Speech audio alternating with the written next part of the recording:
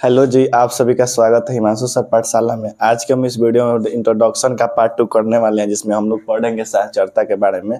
सबसे पहले साक्षरता के बारे में ये देखेंगे कि अगर तीन गो संख्या या अंक को जोड़ते हैं और अलग अलग समूह में करके, तो अगर बराबर आ जाए तो बोलेंगे साक्षरता है, अगर नहीं आए तो साक्षरता नहीं है। तो सबसे पहले हम लोग प्राकृत संख्या के बारे में देखेंगे।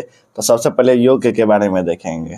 तो ए प्लस बी प्लस सी, तो बी प्लस सी को घेर देंगे और इधर ए प्लस बी को घेर देंगे अलग अलग समूह में। अगर दोनों को हल करेंगे तो ए के मान 2 रखे हैं, 3 बी के मान 3 रखे हैं, सी के मान 5 रखे हैं। अगर 5 3 को जोड़े तो 8 आएगा और 2 को जोड़ेंगे तो 10 आ जाएगा। फिर यहाँ पे ए के मान 2 रखे हैं, बी के मान 3 रखे हैं, सी का मान 5 रखेंगे। अगर 3 2 5 जोड़ेंगे तो आएगा, फिर 5 आ जाएगा, 5 5 को जोड़ेंगे तो 10। अगर दोनों तरफ बराबर आ जाए तो हम बोलेंगे योग साहचर्य है। अगर बराबर नहीं आता तो बोलते योग साहचर्य नहीं है। उसके बाद व्याकलन का मतलब होता है घटाव। जैसे ए का मान 2 रखे हैं, बी के मान 3 रखे हैं, सी के मान 5 रखेंगे। इसको हल करें हैं तो आया है 4। फिर वैसे ही ए माइनस बी माइनस सी को हल किए हैं तो आया है -6। अगर दोनों तरफ बराबर नहीं आया तो हम लोग बोलेंगे व्याकलन साहचर्य नहीं है। उसके बाद गुणन के लिए देखेंगे। तो गुणन में भी 2 3 5 रखे हैं। एक बार 3 + 5 को एक जगह कर दिए, फिर 2 गुने 3 को एक जगह कर दिए। अगर इसको हल किए हैं तो आया है 30। इस साइड भी हल किए हैं तो आया है 30। अगर बराबर आ जाए तो बोलेंगे गुणन साहचर्य है। उसके बाद अगर भाग में देखेंगे तो 2/3/5, तो एक बार 3/5 को घेर दिए हैं, एक बार 2/3 को घेर दिए। अगर दोनों तरफ हल किए तो एक तरफ आया 10/3, एक तरफ 2/15, तो ये बराबर नहीं है। तो बोल देंगे भाग साहचर्य नहीं है। प्राकृत संख्या साहचर्य भाग में नहीं है। उसके बाद देखेंगे पूर्णांक संख्या के बारे में। तो पूर्णांक संख्या में सबसे पहले -2 को ले लिए हैं ए के जगह, बी के जगह 3 को ले लिए हैं, सी के जगह -4 को ले लिए हैं। यही मान इस साइड भी रखे हैं, पर केवल 3 + 4 को एक समूह में अलग रखे हैं, फिर एक समूह में -2 + 3 को रखे हैं। अगर हल किए हैं तो एक तरफ -3 है, एक तरफ -3। अगर दोनों तरफ बराबर आ गया है तो बोलेंगे योग साहचर्य है पूर्णांक संख्या में। उसके बाद व्यवकलन घटाव के बारे में देखेंगे। तो घटाव में भी ए का मान -2, 2 के मान, बी के मान 3, सी के मान अगर -4 रखे हैं तो इधर आया है -9। फिर यहाँ पे -2 3 रखे हैं, फिर -4 रखे हैं तो इधर आया -1। तो दोनों तरफ बराबर नहीं आया है तो बोल देंगे पूर्णांक संख्या व्यवकलन में साहचर्य नहीं है। उसके बाद गुणन में देखेंगे। तो गुणन में भी मान रख दिए, अगर इधर हल किए हैं तो 24, इधर भी 24 आ गया तो बोलेंगे गुणन में साहचर्य है। फिर भाग में देखो, भाग में मान रख के फिर हल किया तो एक तरफ आया 8/3, एक तरफ आया 1/6, तो बोल देंगे भाग साहचर्य नहीं है। पूर्णांक संख्या भाग में साहचर्य नहीं है। अगर बराबर आ जाता तो बोलते साहचर्य है। उसके बाद पूर्ण संख्या में देखेंगे। तो पूर्ण संख्या में सबसे पहले योग देखेंगे। तो योग को 4, ए का मान 4, बी के मान 6, सी के मान 0। यही मान इधर भी रखेंगे, ए के मान 4, बी के मान 6, सी के मान 0।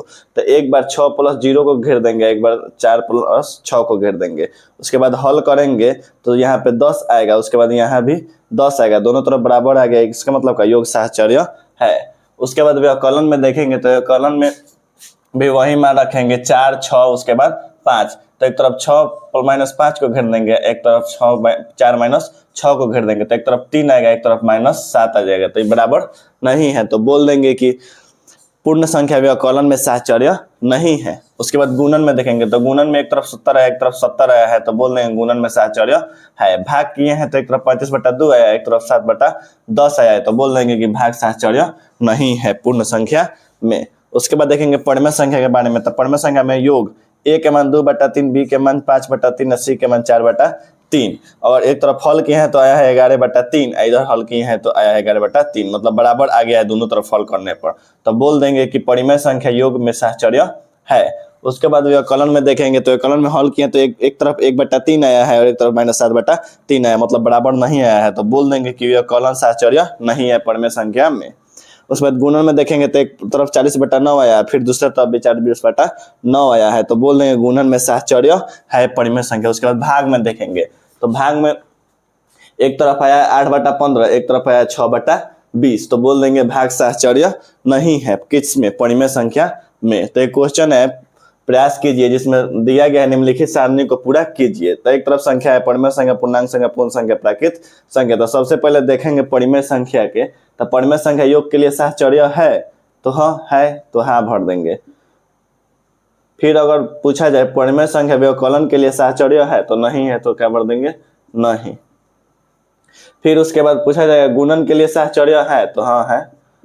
भाग के लिए साहचर्य है, नहीं, तो नहीं आगे से ही भरा हुआ था। उसके बाद देखेंगे पूर्णांक के बारे में, तो यहाँ पे पूर्णांक संख्या के बारे में पढ़ा है ना, तो पूर्णांक संख्या योग में साहचर्य है, हाँ है, तो हाँ भर देंगे। फिर देखेंगे कि व्यवकलन में परिमेय पूर्णांक संख्या व्यवकलन में साहचर्य है, तो नहीं है, तो क्या भर देंगे, नहीं है व्यवकलन के सिक पे। फिर गुणन में देखो, गुणन में है, भाग में नहीं है, तो भाग के सिक पे क्या भर देंगे, नहीं। उसके बाद देखेंगे पूर्ण संख्या के बारे में, तो पूर्ण संख्या यहाँ पे नीचे है, तो पूर्ण संख्या योग में साहचर्य है, तो हाँ भरा गया है। घटाव में साहचर्य है, नहीं है, तो भर देंगे नहीं। फिर उसके बाद गुणन में पूछ रहा है साहचर्य है, तो बोल देंगे हाँ है। फिर देखेंगे भाग में साहचर्य है, तो भर नहीं है, तो नहीं भर देंगे। फिर उसके बाद प्राकृत संख्या में देखें, तो प्राकृत संख्या योग में साहचर्य है, तो हाँ है, तो हाँ भर देंगे। व्यवकलन में साहचर्य है, नहीं है, तो नहीं भरा गया है यहाँ पे। फिर उसके बाद देखेंगे गुणन में साहचर्य है, तो हाँ है, तो हाँ भर देंगे। फिर उसके बाद अगर आ जाए कि भाग में साहचर्य है कि नहीं है प्राकृत संख्या, तो बोल देंगे नहीं है। इस तरह हमारा कंप्लीट होता है, प्रयास कीजिए वाला क्वेश्चन। उसके बाद साहचर्यता भी पढ़ लिए हैं, इसके बाद पढ़ना है योज तत्समक, ठीक है ना, तो उसको देखते हैं हम लोग। अब केवल हम लोग को इंट्रोडक्शन क्लास में पढ़ना है शून्य की भूमिका और एक की भूमिका। तो शून्य की भूमिका में सबसे पहले हम लोग पढ़ेंगे योज तत्समक क्या होता है। तो योज तत्समक में बोला गया शून्य एक योज तत्समक है, शून्य एक योज तत्समक है, क्योंकि पूर्ण संख्या, पूर्णांक संख्या तथा परिमेय संख्या में जीरो को जोड़ने पर यही संख्या प्राप्त होता है। यही संख्या का मतलब ये हुआ, अगर पूर्ण संख्या a है, मान लीजिए पूर्ण संख्या 2 है, अगर इसमें जीरो जोड़ ले तो पूर्ण ही संख्या प्राप्त होगा। पूर्णांक संख्या -4 है, इसमें जीरो जोड़े तो -4 ही प्राप्त होगा। अगर परिमेय संख्या 3/5 है, इसमें जीरो जोड़े तो 3/5 ही प्राप्त होगा। तो इसीलिए जीरो को योज तत्समक कहा जाता है। उसके बाद एक की भूमिका में पढ़ेंगे गुणात्मक तत्समक। तो एक को गुणात्मक तत्समक कहते हैं, क्योंकि पूर्ण संख्या, पूर्णांक संख्या तथा परिमेय संख्या में 1 से गुना करने पर यही संख्या प्राप्त होता है। जैसे 2 में गुना करा देंगे 1 से, तो 2 ही प्राप्त होगा। वैसे ही पूर्णांक संख्या -4 में अगर 1 से गुना करा देंगे तो -4 ही प्राप्त होगा। वैसे ही 3/5 परिमेय संख्या में अगर 1 से गुना कराएंगे तो 3/5 परिमेय संख्या ही प्राप्त होगा। तो एक को हम लोग कहते हैं गुणात्मक तत्समक और जीरो को कहते हैं योज तत्समक। आज की इस क्लास में इंट्रोडक्शन क्लास खत्म हुआ, जिसमें हम लोग परिमेय संख्या के गुण धर्म के बारे में पढ़े हैं।